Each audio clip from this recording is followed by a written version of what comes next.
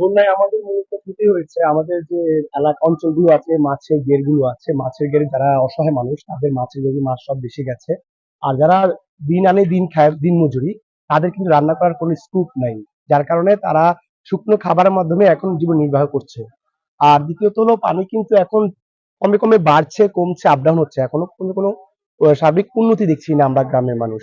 আর এখানে ত্রাণ ওইভাবে আসে না, যে আসলেও আমাদের ওইদিক অঞ্চলটা থাকে, এটা প্রত্যন্ত অঞ্চল হওয়ার কারণে এটা 22 1 নম্বর ইউনিয়ন, 7 নম্বর, 8 নম্বর ও 9 নম্বর ওয়ার্ডে এই কর্নারটাতে এখনো ত্রাণ এসে পৌঁছায় নেই। আমাদের এই এলাকার ফসলের জমি অনেক ক্ষতি হয়েছে, মাছ ধান অনেকগুলা ক্ষয়ক্ষতি হয়েছে। আমাদের নিজস্ব বা সব ইউনিয়নের এলাকায় সব ক্ষতি হয়েছে আমাদের।